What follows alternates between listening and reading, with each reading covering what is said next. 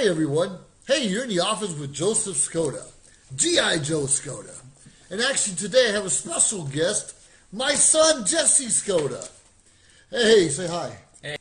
Hey, say hi. Hey, guys. All right, now what we're here to talk to you a little bit about is we were both in the Air Force. As you know, I did 21 years in the Air Force. Very proud that I was able to accomplish that many years because it's hard. It's tough. There's a lot of challenges. And just recently, I was able to re-enlist my son into the Air Force. All right, son. Hey, today is a wonderful day that you've decided with your family to re-enlist the United States Air Force. And that's really exciting because you've already been there, done that. You've already deployed, worked long hours, seen some of the good, the bad, the ugly of the military, got to do some traveling, and yet you've decided to continue to serve our country. And I commend you for that. Today is a big day for all of us, especially us in the Skoda family. It's a big day, and I'm honored to be able to do this for you at this time. So, are we ready to make this official? I am. All right. Please raise your right hand. Repeat after me.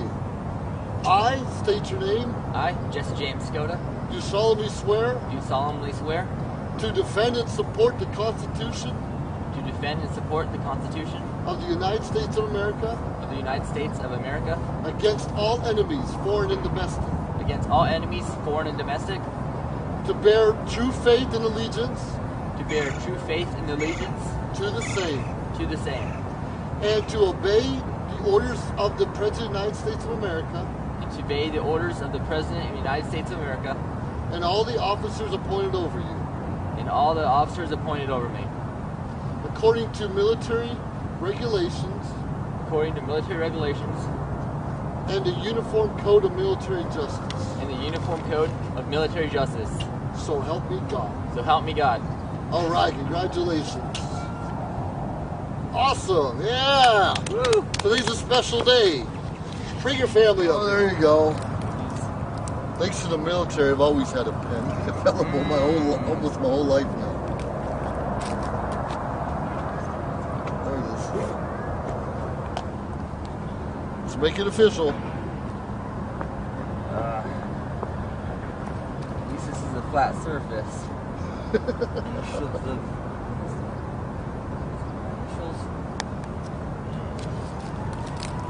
All right.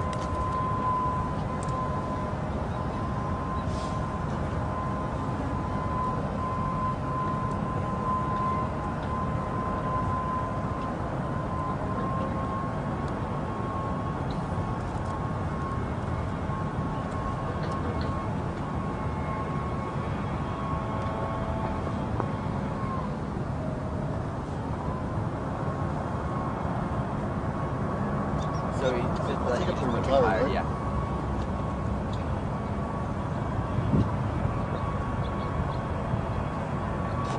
Yep. All right, now it's official. Woo! Hold that. Now it's official. Let me see. Hold that up there. Okay, perfect. Good job. Awesome. Yeah. Congratulations once again, boy. Thank you very much. Thank you. Now, what's the big deal here about anyone can join? We want to join and serve our countries. We want to be proud. We want to stand for something more important. But when you re-enlist, you've already been deployed. You've already PCS traveled a little bit. You've worked those long hours. Mm-hmm. You've sometimes had uncertainty where you were going to be or when you were going to come home. What made you decide to re-enlist? Well, that's a great question. So, everything my dad said, is correct. You do get those long hours, unpredictable schedule. They may ask you, you do have to fight over the line sometimes and go to the Middle East. But, there's a lot of things why many people want to re-enlist. First is, they want to be able to still serve the country, even though you have to do all those things. And obviously your family, they could worry about you back home and stuff, but it is a lot different in modern days than it was back then. We still are able to keep contact with our family. Well, that's true. One thing I noticed when you're deployed, Now we have Facebook and Yeah. Skype and Zoom and FaceTime and all of those things. And even when you're in the Middle East or somewhere else, sure, it's regulated somewhat, but you're still able to have a face-to-face contact, especially watching your kids grow up. That's Now, right. I know you've been deployed a good part of the last 3 years, 2, 3, 4, 6 months at a time, while your daughter's still young. How did that affect you and the family? Yeah, it was harsh at first, but the first deployment I went on, the wife was pregnant. I missed a couple of birthdays here and there, but you do get stronger after that. After you sustain all that, you're waiting. So I would say patience is a very big thing. Like I said earlier, technology is important, so we made sure that we were able to give those phone calls, those face-to-face conversations. But just because you missed her birthday doesn't mean that you can't celebrate it when you get back, because that's what we did for sure. We did that every single time. Obviously, your wife wants you to celebrate Yeah. her birthday Yeah. anyways, and your daughter. That's pretty exciting. I'll give you an example. So I came back early January, and you could bet that Christmas tree was still up. So yeah, The holidays must go on. The celebrations must go on. The honoring and enjoying your family must go on. So, what are some of the what are some of the good excitements that you've had in your career that said, yeah, this is great, I'm glad to be part of it? so there's been a lot of opportunities. Getting deployed. There's obviously it's a far distance, but you get to see. You're away from your home front. You get to see what the mission that you're doing is in the real world, which is the Middle East. So, you get to see a lot of different opportunities. You're a lot closer to, jets, airplanes. So that's a really cool aspect of being in the Air Force, because you're a lot closer to being able to see all the action, things like that. See your job being part of something a lot bigger. Sure. So that was one of the great things that I've gotten from it. Well, that's good. I mean, besides the Middle East, you spent some time in Korea, you spent some time in South Carolina, you spent some time in different areas, Arizona, of course. And I know during my career was some of the relationships I built, because they were struggling too.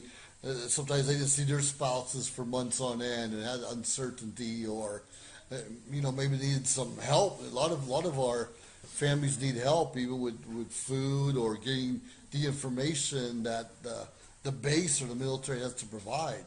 So I found when I deployed is the camaraderie, bringing people and family together. How was your experience in that respect?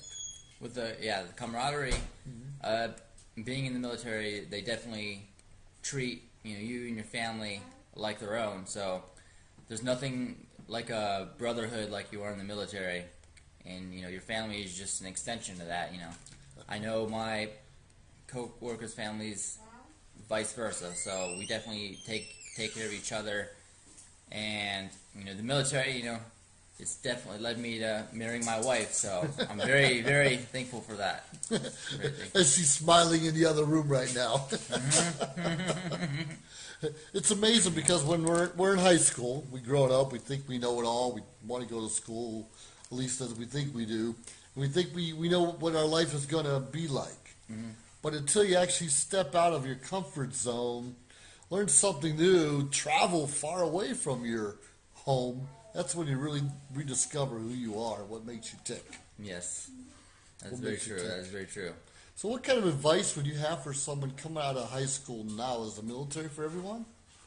So that's a great question. I've been in 7 years, and I can tell you that I'm glad that I made that decision. I obviously won't say that it would be best for everyone, but I do agree that whether or not you go off to college, I do think maybe give everyone a 2-year service just to see how it is. I didn't say that. I hope you cut that out. No. I did. But I think it was a great and humbling experience for everyone, and it would help them out with their daily life and just for future on. I think military experience is great and definitely keeps you humble. So what you're saying, whether you stay in the military or not, it's a great foundation. Yeah, yes. Great foundation. Obviously, there's educational benefits, medical benefits, travel benefits, but more importantly, you learn a little bit of leadership, you learn a little bit about communication, you learn a little bit about diversity. Because quite frankly, wherever you were born and grew up, you're meeting people from all walks of life, even different cultures. That's very true. And that helps us open ourselves up to more acceptance and how we can all make things work, even if we have different backgrounds. That's pretty good. So, you see yourself doing 20 years? Or is it too soon? It's a question I knew that my dad was going to bring up. I think it's a good question. So, like my dad said earlier, a couple of days ago, just over this, right before the weekend started, he did give me the oath, and I did re-enlist for another 4. Yes, sir. That's So, I think there's many great opportunities, and no matter how many years you serve, it's an important aspect. Whether you serve for 4 years or you serve for 20 years, it's a great foundation. The 20 years gives you that great, great retirement, and you're always, you're welcome everywhere to the American Legion, disabled American veterans. But if you, even if you, veterans. yeah, okay. But even if you serve 4 years, you're still welcome. But the whole point of this is, no matter how long you served, it does serve a great foundation, and it's a great stepping stone for whatever we want to do in life. That's absolutely right. A lot of people think they have to give up college to join the military. That's far from the truth. Now, sure, we're often working 12-hour shifts, sometimes 7 days a week, where you cannot always go to school on a regular basis. But there's so many online classes now. There you can clap and Dante's and take exams different ways. So you don't necessarily have to give up going to college to join the military. You can actually do both. It might take a little bit longer, but you can discover a skill at the same time you're trying to discover what your future looks like. So I see a lot of different opportunities, and I appreciate you following your dad's footsteps. Thank you. And joining this great United States of America Air Force that we have. No service is perfect, no country's perfect, no government is perfect, but we all have to fight for something. We all have to have pride in something. We all have to have a reason to wake up in the morning and provide for our loved ones and our family. All right, son, any last-minute advice you have for the world out there? So, I really enjoyed this interview with my dad. Just to let you know, I just re-enlisted, and I'm doing 4 more years, and I'm really glad I get to stay, part of this camaraderie with my fellow coworkers and stuff. Even if it's not for you, just weigh your options. I do think any type of service is great for the military, and I am glad that I'm re-enlisted and serving in this military. All right, everyone. You heard it here from Skoda and Skoda. And Jesse and Joseph right here getting back at you. And weigh your options out. Don't ever discount anything. And anytime you have an opportunity to show and build your pride in something real important, something beyond yourself, go for it. Because we start with the Air Force. Integrity first. Service before self, and excellence in all we do. Are we perfect? Do we fall short? Of course we do. But we continuously wake up, lace our boots back up, and press on. So I continue to encourage every one of you to press on. Have a great life, and I hope to see you in the friendly skies. Aim high, everyone. Aim high.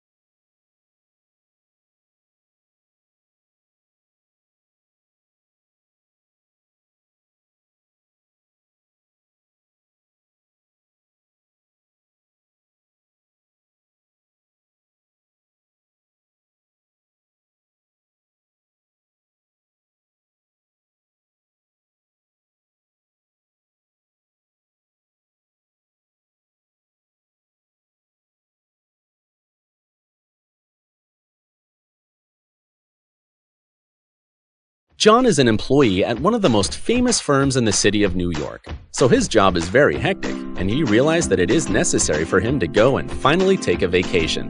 But he went on a vacation without planning out the details, and wasn't able to truly enjoy where he went because he had to think about so many things that he didn't plan for. Instead of enjoying his time away from work, he came back with more stress that he was not able to take full advantage of his vacation. But this year, a coworker suggested him to try World Ventures this time to make his vacationing more enjoyable and less stressful. They do not require you to plan anything outside of your transportation, which is also available at discounted rates. Your stay, your transport, and many meals are planned by the club. John liked the idea very much. He tries World Ventures, and his experience with the club was amazing, as he made many friends there with whom he had a great time. John recommends that everyone should try this club, as they are the best in business. See how the VIP-vacation-club.com can give you the right experience without all the hassle. Enjoy the VIP experience that only World Ventures provides.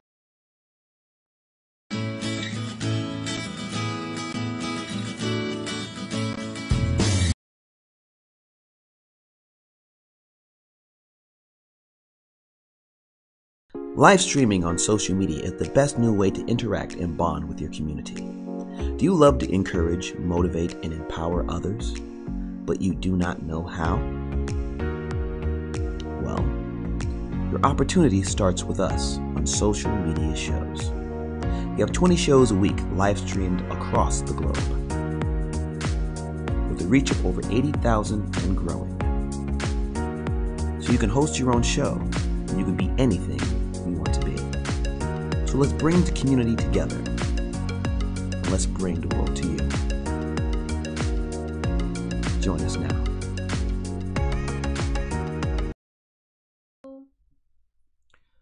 Social Media Shows is teaming up with RevolutionRadio2.com to present Social Media Shows Sunday, featuring the very best of social media shows starting at 6 a.m. We begin our block with Saved by Grace, The Good News, In the Office, Musician Loves Honey, and ending with Dark Music Television. This is on every Sunday starting at 6 a.m. on RevolutionRadio2.com. And if you want to keep up with all the shows, please keep tuning in to socialmediashows.com.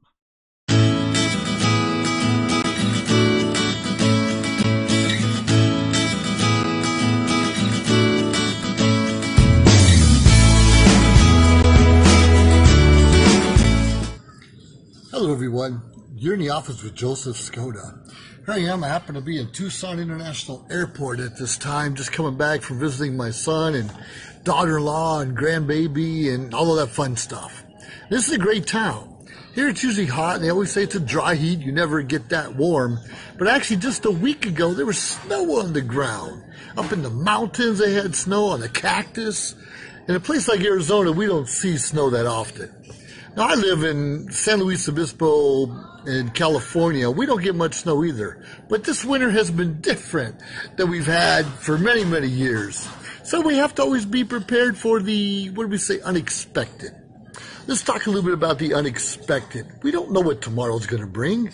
We anticipate a great weather if we listen to the weather foreman or a weather forecaster. Of course, if you live in some of those places like Minnesota, Wisconsin, Ohio, you probably weren't promised good weather tomorrow. But anyways, snow could be good weather compared to ice and sleet and, negative degrees out there. And we all know how that feels. I remember just a couple weeks ago, starting my truck early in the morning, and the defroster was slow. It's something I rarely use, but we had frost on the windows. Can you imagine it took 10 minutes to get the ice off my windows in California? Now that's big from living on the Central Coast where we don't get ice, snow, sleet, but we even had a hail. It's crazy. Now coming from the great state of Ohio, we're used to that kind of weather, but I moved away a long time ago. And God willing, I will never have to move back to Ohio. But that'll be okay because I still have friends and family there, and it's a great place to bring up your children.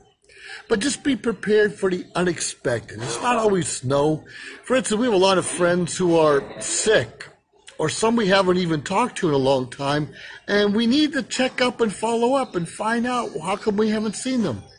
How come we haven't heard from them? What are they up to? Because we all get sick, especially during the winter season. We'll get the common cold. Some of us will get a flu, body aches, nausea, all of those things. So it's very important we check up on our loved ones because we have to expect the unexpected and sometimes even expect the worst. Now, I'm here in Arizona visiting my son who's in the Air Force like his good old dad did for so many years. And sure, it seemed like funny games for some of us, but often you're being deployed and going to places. It might be the same old, may have been there many times, may know the culture very well. But quite frankly, we live in a dangerous world. And there's danger everywhere, even when we least expect it. Now, it might not be on a deployment overseas. It could be just a drive to the airport. You could be rear-ended from maybe the snow and sleet out there and someone slides and slips into you. So always give yourself a little extra time to be prepared because we don't know what could happen. We could even forget our driver's license. We go to the airport and then all of a sudden we don't have identification to get in. And now with California, I think most states, you have to have a real ID, a real driver's license, or to go through some more checks to make sure it's really you so you can use it to board planes. So we need to be prepared for the unexpected, whatever happens. Change of clothes. If you drive just an hour away from your house, it would not hurt to have a change of clothes. Now, it's funny, this part of my life where I'm over 50 now, I regularly have 1 or 2 suits in my car at any given time because I do a lot of speaking engagements and a lot of different things. But I also have a pair of jeans, tennis shoes, a sweatshirt. You just never know. And if I'm going to be gone more than a couple hours, I might have a toothbrush, razor, and those types of things also. Be prepared. We don't know what's going to happen in our future because sometimes we don't always have control over what's going on. Now, being a Christian, I know God Almighty has a plan for my life, and He knows my last day on earth when I'm going to breathe. I might have a little control of how I die or if I'm going to feel pain or not, but, deep down inside, it's already written down. But let's not speed up the process and make sure one day we're going to have to answer to God, and God's going to ask us, did you, serve me well? Did you do what I asked you to do? Did you read the Bible? Did you follow the 10 Commandments? And whether you're a Christian or not, all of us are going to have to answer those questions one day. Be prepared. We don't know what the future holds. We have family members who are sick, so we haven't heard from in a while, and a lot of us are too darn stubborn to reach out to those friends and families because of disagreements in the past. Every one of us disagrees on something. Sometimes we have a different focus, a different idea how our life should be led. We have to let that go. I know it's not easy, but when you hold a chip on your shoulder, when you hold that chip, when you have a little anxiety, depression, resentment in your life, quite frankly, it brings you down. Not necessarily the other person, but it brings you down. So we all have to learn how to forgive. Try to forget, but at least forgive and ask forgiveness when we ourselves are being knuckleheads.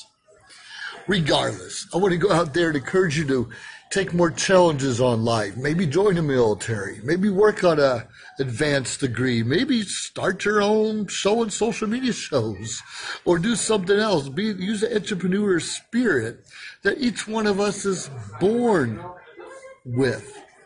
Don't take anything for granted. Be respectful. Use that integrity. We all say the words. Let's follow them. Let's be better people and let people trust us. We need to be trustworthy ourselves. We have to love ourselves before we can do anything to help someone else out there. So anyways, I just encourage you to focus on yourself, expect the unexpected, and love on each other. I mean, there's creepy love. We don't need to do no creepy love, but hopefully you understand what I mean. Love, respect, encourage one another. Bring them up.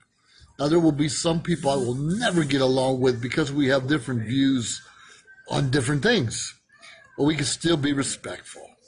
And politics, unfortunately, tears apart us regardless of who's in the office. It tears apart families, and relationships, even communities. Don't let that happen to you. Doesn't matter who's in office. It's still up to you and me how we're going to support our families. What are we going to do next? Are we going to have a tax shelter for the taxes? Are we going to have certain investments?